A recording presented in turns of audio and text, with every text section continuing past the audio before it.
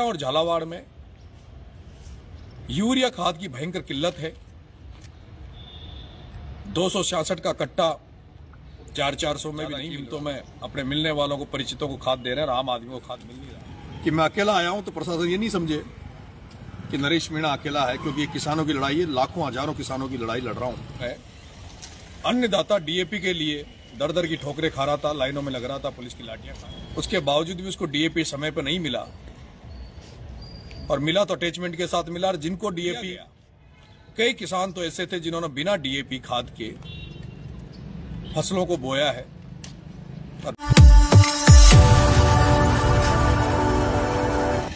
चुनाव के जस्ट बाद में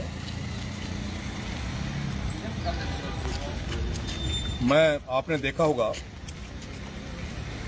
कि चुनाव के दूसरे दिन में बाबा खाटू श्याम के दर्शन करने गया। उसके बाद मैं शंकराचार्य जी से मिला, और उसके बाद में मैं राजनीतिक परिदृश्य के तहत भाई चंद्रशेखर आजाद, हनुमान जी बेनीवाल साहब से मिला।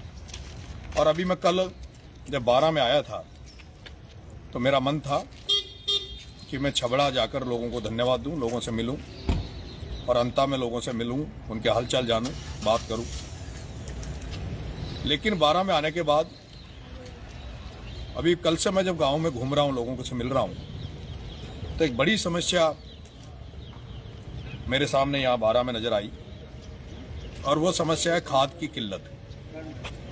जब मैं चुनाव लड़ रहा था तब इस हाड़ौती में अन्नदाता डीएपी के लिए दर दर की ठोकरें खा रहा था, लाइनों में लग रहा था, पुलिस की लाठियां खा रहा था। उसके बावजूद भी उसको डीएपी समय पर नहीं मिला, और मिला तो अटैचमेंट के साथ मिला। और जिनको डीएपी दिया गया, कई किसान तो ऐसे थे जिन्होंने बिना डीएपी खाद के फसलों को बोया है, और बिना डीएपी बिना यूरिया के जो फसल होती है उसकी क्या हालत रहती है, किसान अच्छी तरह जानते हैं। पहले डीएपी नहीं मिला, और पिछले 3-4 दिन से हाड़ौती में 12 झालावाड़, क्योंकि कोटा बूंदी का अभी ध्यान नहीं है क्योंकि वहां लोकसभा स्पीकर बैठा है, लेकिन 12 और झालावाड़ में यूरिया खाद की भयंकर किल्लत है।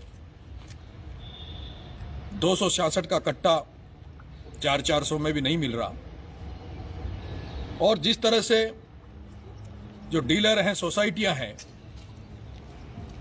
वो कालाबाजारी कर रही है, फायदा उठा रहे हैं, ज्यादा कीमतों में अपने मिलने वालों को, परिचितों को खाद दे रहे हैं और आम आदमी को खाद मिल नहीं रहा। कई जगह फोटो आ रही है, अखबार में भी खबरें चल रही है कि भाई यूरिया खाद की बड़ी किल्लत है। और मैंने अब सारे मेरे काम छोड़कर, शादी ब्याह सभी जो भी मेरे कार्ड थे, निमंत्रण कार्ड थे, उनको छोड़कर मैं अभी 12 जिला कलेक्टर के सामने खड़ा हूं, बिना किसी तैयारी के, बिना किसी लोगों को सूचित किए। मैं अकेला मेरी गाड़ी में बिस्तर लेके आया हूं।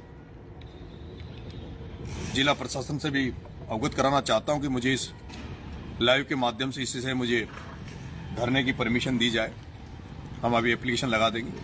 मैं बिस्तर साथ में लेके आया हूं। अभी यहां पर इसी वक्त खाद की किल्लत के खिलाफ तुरंत प्रभाव से 12 जिला प्रशासन यूरिया खाद की व्यवस्था करे, अन्यथा मैं अभी धरने पे बैठा हूं। और अगर जल्दी ही यूरिया खाद की किल्लत को खत्म नहीं किया गया तो नरेश मीणा भूख हड़ताल, आमरण अनशन पर यहां पर बैठेगा। मैं आसपास के जो भी 12 जिले के आसपास के जो भी गांव में मेरे शुभचिंतक बैठे हैं, जो भी साथी बैठे हैं, उनसे आग्रह करूंगा कि आपके इस भाई की जो मेरे साथ हमारे किसान नेता भाई साहब दीनबंधु जी धाकड़ साहब हैं, पूर्व प्रधान रामेश जी हैं, इनसे भी मैंने बात की कि भाई इस तरह के हालात है। मनीष जी हमारे पूर्व छात्र संघ अध्यक्ष गवर्नमेंट कॉलेज कोटा, मनीष जी मीणा है, भाई राम प्रसाद जी मेघवाल साहब हैं जो हमारे साथ पूरे टाइम रहे, किसानों के प्रति इनका शुभचिंतक है, और मेरे कई विजय भाई फौजी साहब, विजय भाई, क्योंकि मैंने किसी को अभी इस बारे में बताया नहीं है। मैं अचानक से मुझे लगा कि मुझे अब किसान देना चाहिए, तो हम अचानक से यहाँ आए।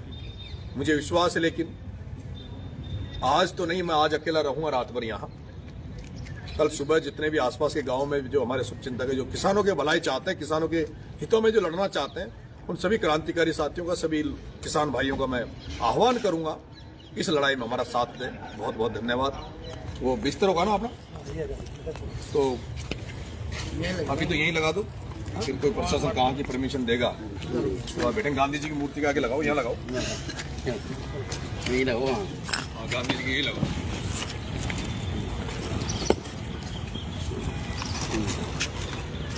मैं प्रशासन से ये अवगत करा देना चाहता हूं कि मैं अकेला आया हूं, तो प्रशासन ये नहीं समझे कि नरेश मीणा अकेला है, क्योंकि ये किसानों की लड़ाई है, लाखों हजारों किसानों की लड़ाई लड़ रहा हूं।